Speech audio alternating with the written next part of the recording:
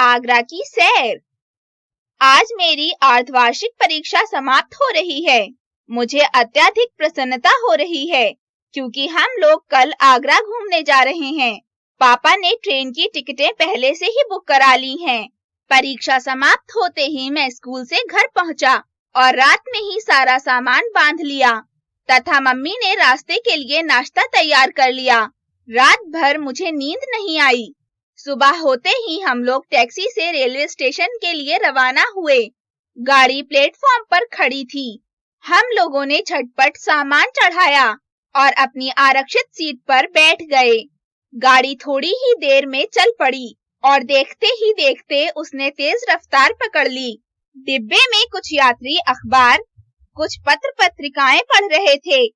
मेरी सीट खिड़की के पास थी, अतः मैं बाहरी दृश्यों का आनंद ले रहा था।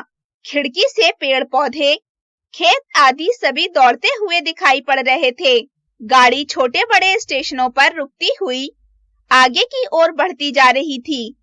हम लोग मम्मी द्वारा तैयार किए गए नाश्ते का स्वाद लेते हुए यात्रा का भरपूर आनंद ले रहे थे। तभी एक स्टेशन पर गाड़ी रुकी और आवाज आई, पेठा, आगरा का मशहूर पेठा। यह सुनकर मैं खुशी से उछल पड़ा कि आगरा आ गया। स्टेशन से निकलकर हम लोग एक होटल में ठहरे और शीघ्र ही भोजन करने के बाद विश्व प्रसिद्ध ताजमहल देखने के लिए चल पड़े। ताजमहल विश्व के 7 आश्चर्यों में से एक है। ताजमहल के सौंदर्य को देखकर हम सब आश्चर्यचकित रह गए। यह एक ऊंचे चबूतरे पर सफेद संगमरमर से बना है, जिसके पीछे यमुना नदी बहती है। ताजमहल का निर्माण मुगल सम्राट शाहजहां ने अपनी बेगम मुमताज की याद में बनवाया था। ताजमहल देखने के बाद हम लोग शाहजहां पार्क देखने गए। इसके बाद हम मनकामेश्वर मंदिर गए, जहां हमने भगवान शंकर के दर्शन करके प्रसाद चढ़ाया।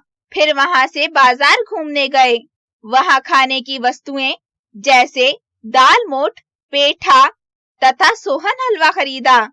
मम्मी ने बताया कि यहाँ के जूते अत्यंत टिकाऊ होते हैं। पापा ने मेरे और अपने लिए जूते खरीदे। फिर हम लोग वापस लौट आए। दूसरे दिन हम लोग लाल किला, इमारत-उद-दौला तथा दयाल बाग देखने गए। इन भवनों के सौंदर्य ने हम सबका मन मोह लिया। इन भवनों को देखने के बाद हम लोग फतेहपुर सीकरी गए। यह आगरा से 40 किलोमीटर पश्चिम में स्थित है। हम लोगों ने यहाँ बुलंद दरवाजा भी देखा, जिसकी ऊंचाई 54 मीटर है। इसका निर्माण अकबर ने दक्षिण भारत की विजय के उपरांत करवाया था।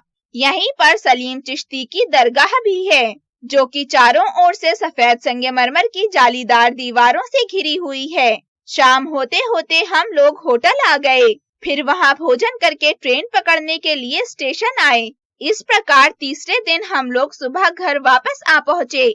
इस समय मन में एक उत्साह और जोश भरा था।